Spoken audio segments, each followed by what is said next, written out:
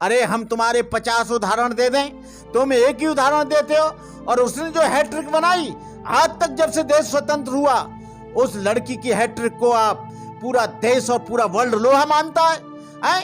और एक आसाम की लड़की रेस में सबसे आगे आई, उसके साथ भी तुमने भेदभाव किया। जब हरियाणा की लड़की जीतती है कुश्ती में फोगाट, तो उसको 1 करोड़ और 2 करोड़ रुपया दिया जाता है। जब सुशील जीतता है तो उसको 1 करोड़ 2 करोड़ रुपया दिया जाता है, और उस लड़की को केवल 5 लाख रुपया दिए जाते हैं। वहां पर उनको संतोष पुरस्कार बोलते हो उसे। हम कहना चाहते हैं इतना भेद चल रही थी। तो सिकंदर ने पूछा अपने मंत्री से कि ये क्या कारण है जो अलग अलग आग चल रही है। बोले भारत में एक दूसरे का छुआ हुआ नहीं खाते, एक दूसरे के साथ बैठकर नहीं खाते, इसलिए सारी सेना अलग अलग खाना बना रही है। बोले अरे तो साले इनको जीतने में क्या टाइम लगेगा। उसने तुरंत उन पर उसी टाइम आक्रमण कर दिया, और इतना बलशाली पौरुष हार गया और सिकंदर जीत गया। केवल वो पौरुष नहीं हारा, जातिवाद हारा। पौरुष नहीं हारा। सामने पहले भारत में लड़ाई करे लेते हैं, तब हम बताएंगे कि शूद्र मजबूत है। अरे शूद्र तो यहाँ पर एकलव्य में मजबूत था, लेकिन डर की वजह से द्रोणाचार्य ने उसका अंगूठा मांग लिया। क्यों?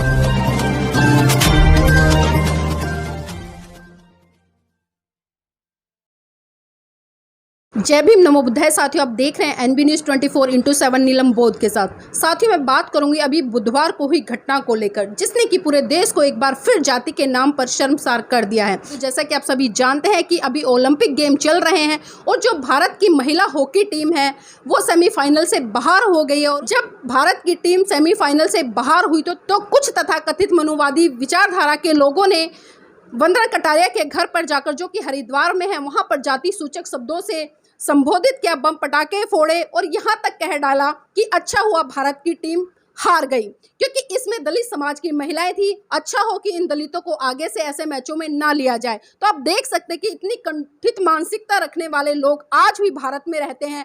और इसी कड़ी में मेरे साथ में भंते करुणाकर जी हैं, उनसे जानना चाहूंगी कि भारत में जो लोग आज ये कहते हैं भंते जी कि आज देश से जातिवाद खत्म हो गया है, तो ऐसे लोगों के लिए इस तरह की घटनाएं क्या संदेश देती हैं? देखो, हारना जीतना तो आज से नहीं, सदियों और सैकड़ों साल से दुनिया में लगा रहता है। मुसलमानों से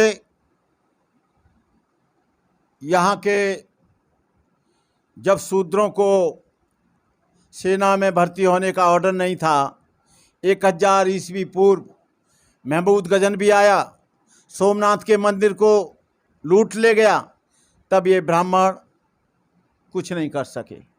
बाबर आया, उससे इन्होंने मुंह की खाई। सिकंदर आया, उससे इनकी मुंह की खाई।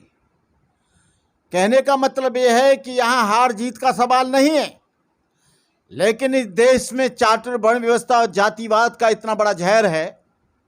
मैंने अपने इस 50 वर्ष के जीवन में, भिक्षु जीवन में, मैंने देखा है कि कई बार हमारे भारत की टीम ऑस्ट्रेलिया से हारी है, न्यूजीलैंड से हारी है, पाकिस्तान से हारी है, श्रीलंका से हारी है। तब इन्होंने, कितने ब्राह्मणों ने उनके घर पर जाकर, तेंदुलकर के घर पर जाकर, या अन्य जो कप्तान थे उनके घर पर जाकर मुर्दाबाद और जातिवाद के नारे लगाए। आज ये लड़की हार गई तो यहाँ जातिवाद आ गया। अरे हम तुमको पूछना चाहते हैं, गोरेगांव का जो कोरेगांव का कांड हुआ, उसमें तो 10,000 के 10,000 हिंदू थे, लेकिन 500 महारों ने इस पूरी सेना को हरा दिया। तब क्या कारण था? और जब अंग्रेज आए तब कौन था? तब तो तुम ही थे। जब मुसलमानों ने 400 वर्ष राज किया तब कौन था? ये जातिगत मानसिकता केवल डिमोरलाइज करने के लिए और उन लोगों को बेइज्जत करने के लिए, मानसिक कमजोर बनाने के लिए ये सब लोग तरह तरह के काम करते हैं। जब टीना इस देश को टॉप करती है आईएएस में, तब ये ब्राह्मणों के सामने या ठाकुरों के सामने प्रदर्शन क्यों नहीं करते हैं कि एक शेड्यूल कास्ट की लड़की आगे चली गई। अभी शेड्यूल कास्ट की लड़कियों ने, बहुत सी लड़कियों ने सीबीएसई बोर्ड में टॉप किया, तो ये क्यों नहीं उनके सामने सर पटक रहे हैं कि शेड्यूल कास्ट की लड़की क्यों चली गई। अरे हम तुम्हारे 50 उदाहरण दे दें, तुम एक ही उदाहरण देते हो। और उसने जो हैट्रिक बनाई, आज तक जब से देश स्वतंत्र हुआ, उस लड़की की हैट्रिक को आप पूरा देश और पूरा वर्ल्ड लोहा मानता है? और एक आसाम की लड़की रेस में सबसे आगे आई, उसके साथ भी तुमने भेदभाव किया। जब हरियाणा की लड़की जीतती है कुश्ती में फोगाट, तो उसको 1 करोड़ और 2 करोड़ रुपया दिया जाता है। जब सुशील जीतता है तो उसको 1 करोड़ 2 करोड़ रुपया दिया जाता है, और उस लड़की को केवल 5 लाख रुपया दिए जाते हैं। वहां पर उनको संतोष पुरस्कार बोलते हो उसे। हम कहना चाहते हैं इतना भेदभाव क्यों? जब यहाँ पर ब्राह्मण आता है जीतकर, यहाँ पर ठाकुर आता है, सवर्ण आता है, तो उसको करोड़ों रुपया पूरी सरकार और पूरी कंपनियां देती हैं, उसको अच्छी अच्छी नौकरी देती हैं। लेकिन शेड्यूल कास्ट या बैकवर्ड और फॉरवर्ड का सवाल नहीं है, यहाँ पर हाई कास्ट और शेड्यूल कास्ट का सवाल नहीं है, यहाँ पर है टैलेंट का सवाल, यहाँ पर है हिम्मत और कुव्वत का सवाल। ये कोई बात नहीं है। आज तो ढेर सारे बच्चे आज IAS बन रहे हैं, जनरल को टॉप कर रहे हैं। ये केवल भेदभाव के कारण इस देश में केवल ये ब्राह्मणवाद के लोग, मनुवाद के लोग ये दिखाना चाहते हैं कि शूद्र कुछ भी नहीं है। हम कह रहे हैं हमारा एक इन्फेंट्री में या मिलिट्री में एक कोर बना दो, फिर हम देखते हैं। आइए आमने सामने पहले भारत में लड़ाई करे लेते हैं, तब हम बताएंगे कि शूद्र मजबूत है। अरे शूद्र तो यहाँ पर एकलव्य में मजबूत था, लेकिन डर की वजह से द्रोणाचार्य ने उसका अंगूठा मांग लिया। क्यों मांगा? आपने ब्राह्मणों के द्रोणाचार के सामने और ब्राह्मणों के सामने उस चीज के लिए प्रदर्शन क्यों नहीं करते हो कि द्रोणाचार्य ने गलत किया? ये तुम करो तो ठीक है, हम करें तो गलत है। तुम करो तो सब सत्य है, हम करें तो सब असत्य है। अरे भाई ऐसा क्यों करते हो? सत्य को सत्य समझो, असत्य को असत्य समझो। तुमने कभी सोचा यहाँ पर सम्मुख का वध हुआ, यहाँ पर ढेर सारे बच्चों के वध होते हैं, ढेर सारे बच्चे मारे जाते हैं, वो भी तो जातिवाद के कारण मारे जाते हैं। तो आप लोगों को अपनी मानसिकता को संकुचित नहीं, उसको विस्तृत करना पड़ेगा। तुम्हारा ये संकुचित और संकीर्ण दायरा इस देश को बर्बाद कर देगा, इस देश को तनाह कर देगा। अरे यदि या इसमें बैकवर्ड और शेड्यूल कास्ट के लोगों को लड़ने का अधिकार होता, तुमने एक जाति को अधिकार दे दिया था, तो महमूद गजनवी जैसा व्यक्ति 17 बार यहां पर आक्रमण नहीं करता, सोमनाथ के मंदिर को लूट कर नहीं ले जाता। अरे तुमको अभी भी चिंता नहीं है? मथुरा लुट गया, काशी लुट गई, सोमनाथ लुट गया, लेकिन तुम सोते रहे और जातिवाद के चक्कर में रहे। आज इस देश का जो विकास रुक रहा है, आज इस देश का जो विकास रुक रहा है, केवल जातिवाद के कारण रुक रहा है। नहीं, दुनिया में सबसे सर्वश्रेष्ठ हो जाए। जातिवाद ने इस देश को नीचे से खोखला कर दिया है, जातिवाद ने इस देश को कमजोर कर दिया है, जातिवाद ने कभी यूनिटी नहीं आने दी है, यहाँ के संविधान के अनुसार कभी चलने का प्रयास नहीं किया है, संविधान के आर्टिकल को कभी फॉलो करने का काम नहीं किया है। संविधान की धज्जियां आज भी उड़ाई जा रही हैं। संविधान जो है कहता है, लेकिन संविधान के विपरीत यहाँ पर सारे काम किए जा रहे हैं। जी भंते जी, जिस तरह से वंदना कटारिया ने बहुत अच्छी परफॉर्मेंस दी, उसने हैट्रिक भी मारी, और जो टीम वहां पर हारी, पूरी टीम को श्रेय देना चाहिए। पर्टिकुलर वंदना कटारिया का ही क्यों कटघरे में रखा लोगों ने? देखो, जितने भी गेम होते हैं, चाहे तो वो क्रिकेट का गेम हो, कबड्डी का गेम हो, चाहे आपके ये फुटबॉल का गेम हो, चाहे ये हॉकी का गेम हो, ये टीम वर्क कहा जाता है। जब तक ये केवल कटारिया ही उसकी जिम्मेदार नहीं है, जिम्मेदार पूरी की पूरी टीम होती है हर चीज की। यदि क्रिकेट हारती है तो कप्तान ही जिम्मेदार नहीं होता है, पूरी की पूरी टीम जिम्मेदार होती है। रन वो बनाते हैं और सारी चीजें वो बनाते हैं। आपको बताएं, चाहे फुटबॉल हो चाहे क्रिकेट हो, गोल कौन करता है?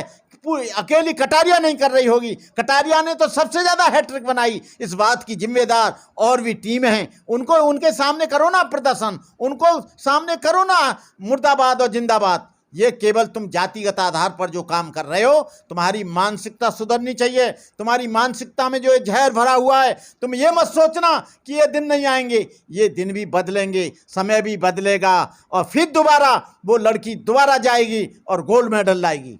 बंते जी, अक्सर हम देखते हैं कि जो जातीय भेदभाव है वो बहुत ज़्यादा भारत में देखने को मिलता है, और इसका साफ साफ जो हमने अभी पिछले साल भी देखा था कि जब हिमा दास मात्र 19 साल की उम्र में इस भारत देश को 6 गोल्ड मेडल देने का काम करती है, तो वहाँ पर सिर्फ चाहे सोशल मीडिया हो या सार्वजनिक रूप से हम देखें, उसका स्वागत या उसका स्वाभिमान बढ़ाने के लिए सिर्फ बहुजन समाज ही पोस्ट करता नजर आता है, लेकिन जो एक विशेष वर्ग है वो इससे बहुत दूर नजर आता है। तो कहीं ना कहीं जो हमें मौका मिलता है सिंगल रूप से, तो हम अपनी योग्यता का लोहा भी मनवाते हैं, लेकिन ये लोग सिर्फ हार पर ही ठीकरा क्यों फोड़ते नजर आते हैं? देखिए, आपने सुना होगा, पढ़ा होगा, बेतवा नदी के किनारे आज से कुछ हजार वर्ष पहले एक युद्ध हुआ था पोरुस और सिकंदर के बीच। सिकंदर केवल थोड़ी सी सेना लेकर आया था, लेकिन इसके पास 10,000 हाथी और 10,000 सैनिक थे पोरुस के पास। जब उसने प्रवेश किया, लड़ाई शुरू हो गई। नदी के किनारे वो उस पार थे, ये इस पार थे। जब शाम हो जाती थी तो उनका एक नियम होता था कि कोई आदमी सूर्यास्त होने के बाद हथियार रख देंगे, अपना खाना खाएंगे, फिर सुबह होते ही प्रातः आक्रमण करेंगे, लड़ेंगे। लेकिन जब शाम हुई तो पोरुस की सेना बहुत सी जगह आग जल रही थी। तो सिकंदर ने पूछा अपने मंत्री से कि ये क्या कारण है जो अलग अलग आग जल रही है। बोले, भारत में एक दूसरे का छुआ हुआ नहीं खाते, एक दूसरे के साथ बैठकर नहीं खाते, इसलिए सारी सेना अलग अलग खाना बना रही है। बोले, अरे तो साले इनको जीतने में क्या टाइम लगेगा। उसने तुरंत उन पर उसी टाइम आक्रमण कर दिया और इतना बलशाली पोरुस हार गया और सिकंदर जीत गया। केवल वो पोरुस नहीं हारा, जातिवाद हारा। पोरुस नहीं हारा, भेदभाव हारा। पोरुस नहीं हारा, अस्पृश्यता हारी। पोरुस नहीं हारा, छुआछूत हारी। पोरुस नहीं हारा, ये जो अब तक हारते आ रहे हैं। और अब तक जो मुसलमानों ने यहाँ पर 400 वर्ष राज किया, 300 वर्ष यहाँ अंग्रेजों ने किया, इनको लात मार की इनके ऊपर राज किया। उसका कारण है ये देश नहीं हारा, जातिवाद हारा। ये देश नहीं हारा, छुआछूत हारी।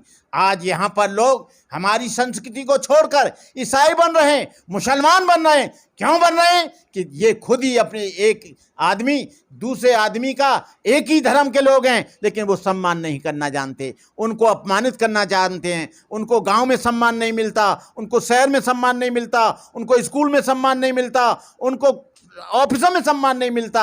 और ये जाति का जहर ऑफिस से लेकर कॉलेज, कॉलेज से लेकर गांव, गांव से लेकर शहर तक, शहर से लेकर पार्लियामेंट तक, और पार्लियामेंट से लेकर विधायिका तक, और विधायिका से लेकर न्यायपालिका तक, और न्यायपालिका से लेकर कार्यपालिका तक जहर ही जहर भरा हुआ है। इसलिए देश हार रहा है, ये देश दिन रात मर रहा है, ये देश दिन रात कमजोर हो रहा है। अरे भाई, इस देश को बचा लो, इस देश को बचा लो। ये देश नहीं बचेगा, तुम कहाँ रहोगे? ये पाकिस्तान किसने बनाया? ये बांग्लादेश किसने बनाया?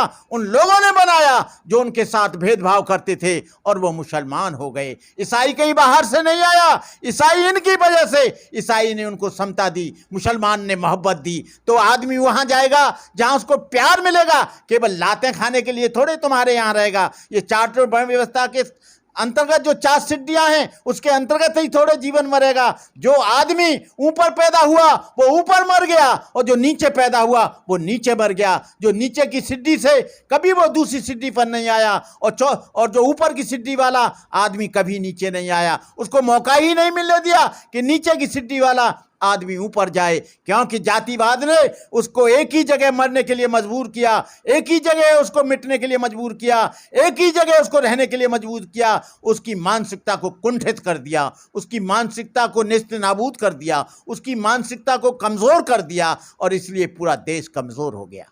बंते जी, एक आखिरी सवाल लेना चाहूंगी कि जिस तरह से भारत में जाति व्यवस्था पनप रही है, तो ऐसे जातिवादी लोगों के लिए क्या कहना चाहेंगे जो योग्यता में भी जातिवाद को ढूंढते हैं?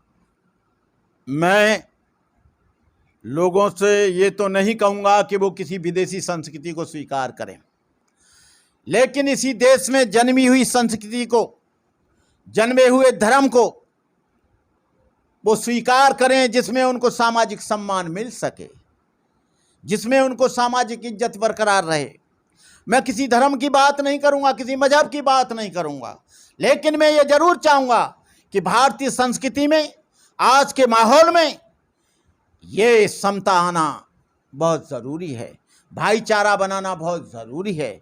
एक आदमी दूसरे आदमी को अपने से नीचा न समझे, एक आदमी दूसरा अपने आदमी से ऊंचा ना समझे। वो समता का भाव करे, करुणा के भाव से उसे देखे, मैत्री के भाव से उसे देखे, तो ये देश भी बचेगा, इस देश की संस्कृति भी बचेगी, इस देश के लोगों में भाईचारा पनपेगा, इस देश की उन्नति होगी, इस देश की प्रगति होगी। लेकिन जातिवाद के रहते ये देश की कभी उन्नति और प्रगति नहीं हो सकती।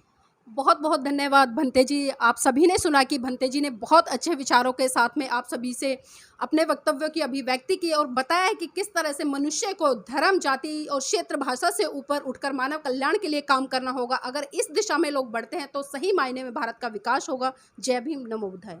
अपना चैनल, आपका चैनल, समाज का चैनल, देश का चैनल एनबी न्यूज 24/7 को आप लाइक करें, सब्सक्राइब करें और ज्यादा से ज्यादा इसकी वीडियो को शेयर करें ताकि हर खबर को मैं आप तक आसानी से